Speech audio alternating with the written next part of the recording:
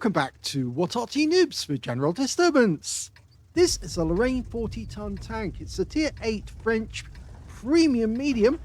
It's located on the northeast spawn of Arctic region, and this one is under the command of danijjjel of the Me clan. Now it's armed with a 100mm main gun, capable of 300 alpha, 4-shot autoloader, and so it's capable of 1200 alpha in 4 shots. And the intro clip is, well, 2.5 seconds, so it does take a little while to unload, but not as quick as some. Now, it was the first design that the French came up with after the Second World War, which was a oscillating turret autoloader with a pike nose. Yes, it's actually got a pike nose, similar to the Soviet kind of designs, but it wasn't wasn't the only tank that the French came up with which had an oscillating turret. Of course, they had some heavies which are also featuring the same feature.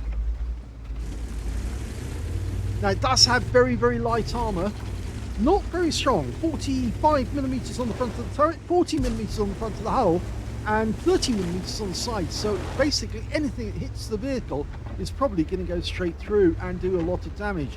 You wouldn't want to get hit by that Scorpion that he saw up in the heights, because if that Scorpion was to fire an HE round, most of his hit points would be gone in just one shot. But the 100mm gun is very accurate, and if you want a long-range sniper, this actually does work. It was a very popular tank in the game for a long time before it was actually taken out of the game, and then a few years later it was put back in as a premium, and then a lot of people did buy them because they thought they were quite good. I've had one for a long time, and yes, I do think it's a good tank, but obviously you have to take into account the fact that it is pretty poor when it comes to the armor. Okay, it's looking, can't see anything. Blind firing now. Careful. Yes, that was his teammate who just drove right in front of us. It's only got 2 rounds left, but it's that long time to reload. It really is a long time. 35.24 seconds, and I think we can see that in this game we've got a reload time of 33.61. So only 2 seconds left than the standard. The intro clip being 2.5 seconds, I think I did mention that, but again, it's worth taking that into a note, because some tanks like the Bourrasque have a 2-second reload, whereas ones like the Lorraine has a 2.5 second, and then if you really want to go for it, tanks like the Shure MV7X actually have a much longer reload time. I can't remember the exact reload time, but I think it's something around 4 seconds, I believe, between each shot. And yeah, that makes this look positively speedy. Okay, he's changed his approach, going in from this direction. You can see that is it Martian? Yeah, backing up. It's a tier 10 game with tier 8 tanks in it. Oh, and look at this, Shure MV7X trying to make a quick run. He's in the dip. Oh, now that didn't work out so well. That did. Got a pen there. Can we get another one in? No, not that one. Go for it again. No, didn't get that, but reload. He did get spotted. Now, there's only one Arty on either team, so I'm not so sure the enemy Arty is going to be aiming in this direction. Our guys have pulled back from the west side of the map. Our Bourrasque is in a fairly dangerous position as it is. And that Shure MV7X is still there. In fact, we're probably going to lose our Bourrasque. Yes, he's just been cornered, and he's being hit from all directions, and I think he's going to go down.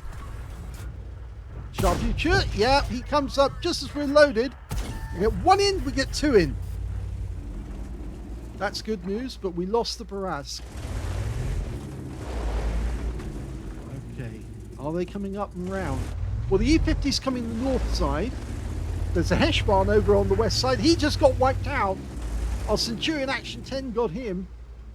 And here comes the Shure. He's firing at our teammates. He'll pop up again just to take another shot if he's still got 1 round in. If he stays down, He obviously hasn't. He's coming up. He's got shots. Ready? Oh, yes, that's a kill. He popped up at the wrong moment, and yes, he did have a shell, but it was too late for him to do anything with it. That was a good shot by danijjjel.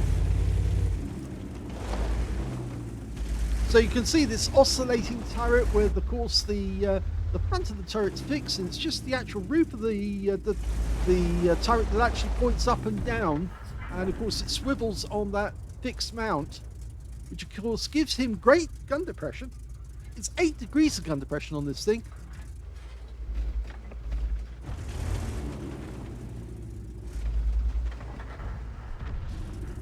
He's being cautious. Oh, careful. Careful, you'll get spotted. Yeah, he has been spotted. Pull back. And we're drawing fire from 58 Woods. And we've been hit by the Centurion from the other direction. In fact, now we're taking direction fire from the E50 as well. So we've lost a huge amount of hit points in a very short time. And the enemy's still trying to get us because ground's being kicked up between us and the object and also the Scorpion G. Now we might be able to get a shot on these two. Hello! Take that. And that's a nice one.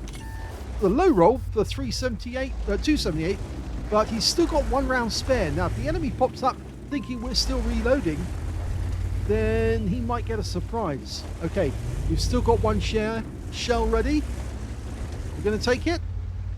I would go against the E3. I would say get the other one, but there's the E50. He's going to go for the side of the E3, I think. Yes, he takes it. Now, he might think that we've still got rounds spare, and that might make him cautious. But we're about to lose our AMX-50-100. Or at least he's going to lose a lot of hit points. Well, it looks like the E3 took the hit instead. One of our teammates got a shot on him, the Obsidian. Now we're chasing our AMX-50 around the block. And that's good news, because the E4 has, the E3's gone down.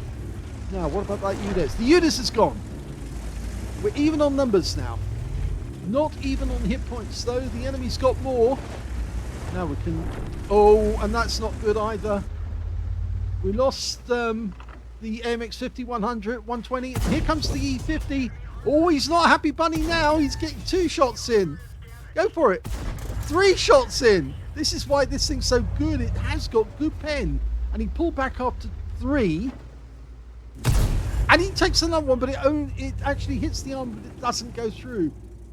Now, if he'd actually pulled up like that, it might have been that danijjjel would have been able to fox that guy into thinking he still had a shell or he was in reload. If he then pulled forward, then he could have got shot in on the lower plate. E50's still there, keeping him interested. Make him think that you've still got a shell. He just put a shell right over your roof. Is he still doing the same? Yes, he is. So try to go to one side. Go to one side. Because that was definitely a shell coming this way. He's trying to keep you suppressed at the moment. You want to go slightly to the side or you'll take a hit. But he's still there. Yes, he boxed him again. He's doing it well, and he's done it. He's actually moved to one side slightly, which means now that the E50 doesn't know exactly what spot he's in. Okay, 4 left on either team. They've got an Arty, we haven't. Ours are all in the corner. We're the one who's spotting for the team. Now that E50 is kind of trapped in that spot there for the moment. The only ones that can help him are the ones down through the pass. And that's the 140. Oh, don't pop out too hard. They got the 140 down near the pass. The E50 trapped. The Object 261 is back at their cap. And we've got the 58 Woods somewhere. Where is he? Careful. Oh, he's got this now. This guy is suppressed. He can't pop out. I wonder, unless he goes over the edge of the cliff. Now, that might be why he just knocked that tree over. See what reaction he get. Is he going to go over the edge? I think he knows he's trapped as he stays there. There's the Object 261 just firing. Careful, you went out there. The enemy didn't see you. No sixth sense gone off. The 263 on our team has actually moved out. There's the E50, he's still trapped. He's still in there. And he's not firing shells anymore because he doesn't want to waste ammunition. Okay, our Guerrilla 15's moving down towards their cap area. And they found the 140. He's over the other side of the map. So this guy's got no protection at the moment. And he's kicking up the ground. I think that was a shell for one of our teammates. Now you can get him. Yes! One through the front drive. Come on, get another one in. E50's gone over the edge. He's over the edge and he's out. Oh, and he's crashed! He's crashed! danijjjel's got an advantage now because there's one down here. It is the Mutz. Now you can take out the Mutz. You don't need 2 shots to do it. He's got 3 available. He can easily get this guy. And once he's got that guy, there's only 2 left on the enemy team. One of them's the Arty. Hello! Remember us? Yes! Good shot. And now he's down to, well, he's on reload. And they like that on the other side. That was the Obsidian saying thank you. He's coming up behind us at this moment. Now, we're just waiting here for the moment because there's only the 140. Now, the 140 was on the north side of the map originally, but he actually switched around. And he was actually sitting on the south side for a long time. So it's just the Arty, the 261, and the 140 left. The Obsidian's coming behind us. Well, he's actually ahead of us, but to our right. And I think one of them's going to be up on the side, maybe the 140. Oh, there he is. He's not where I thought he would be. But we can get a shot at him, I think, because he's out in the open. Where are you? There you go. There you are. At least we know where he is. He's headed for the cap. We've got the rock between us and him. Okay, motor. And there's the 261. Oh, the 140's gone, which means now the game's theirs because they can get the 261. Don't count chickens, but I think the 261's out of position. Okay, he's coming in. And the kill shot doesn't go to him. It goes to the Guerrilla 15. But it was a good game all the same. Here's the end of battle stats, and that was a first-class tanker for danijjjel in the Lorraine 40-ton tank. He managed to get a fire for effect for doing more damage than the hit points of his own vehicle. He got a spotter badge for spotting at least 1,000 hit points of damage, and his win rate from the game was 5,161, which is super unicum and quite a bit more. Let's have a look at the team score. Well, he didn't get the highest damage in the game. That went to the Guerrilla 15, who got 4,880 hit points of damage from the game. He got a high caliber. Second highest damage actually went to the Object 140 on the enemy team with 3,719. And the third highest damage, well, that went to danijjjel in the Lorraine 40-ton tank. He got 3,659 hit points of damage. When it came to kills, the high scorer was the AMX5100. Yes, he did get taken out, but he got 4 kills before he did. And the Guerrilla picked up 3 kills, and danijjjel picked up 2 alongside the Malshan, the Object 263 from his team. And on the enemy team, their Object 140, the Centurion 71, and the UDAS 03.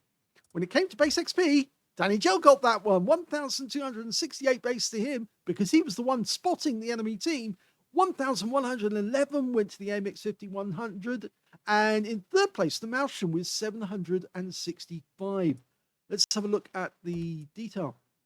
He only fired 20 rounds in the game, so that's 5 reloads. He got 14 direct hits on the enemy. It's very inaccurate gun, and it's got decent pen as well. 12 penetrations, 3,659 hit points, all of it at close range. Now, he did receive 3 hits, and all 3 shots went through. I did say it's got very weak armor, this thing, so anything that hits it is more than likely going to penetrate. But he did damage 4 of the enemy, killed 2 of them, and did 1,071 hit points of spotting assist out of this game. And it was the spotting that won them the game in the end. He got a profit of 52,935 credits on a free-to-play account, and on a XP he took away 2,620.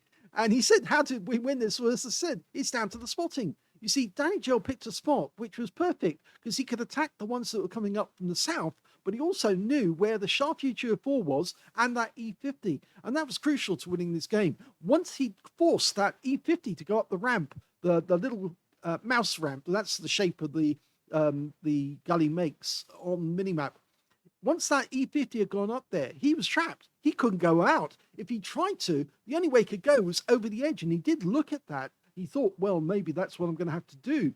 But if he knew that if he came out just slightly to one side, he was going to get hit. And he did get hit at least once when he turned around to try and engage our guys who'd escaped from the trap.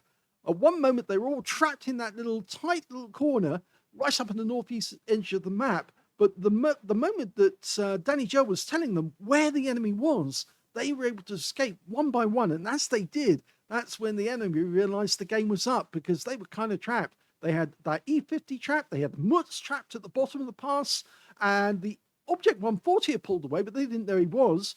And of course, the Object 261, well, he was fixed because he had to wait for any information that was coming to him from the E50 or the 58 Mutz. And there was nobody around other than those to actually supply that. They didn't know where danijjjel was, but they knew that he was spotting them because he could see the sixth senses, or they knew the sixth senses were going off. So I put the credit in this battle down to danijjjel, because he really did help his team to know where the enemy was, and that won them the game. I hope you enjoyed that replay. If you did, please give this video a like, do subscribe to our channel, leave a little comment down below because it feeds the algorithm, and thank you for watching.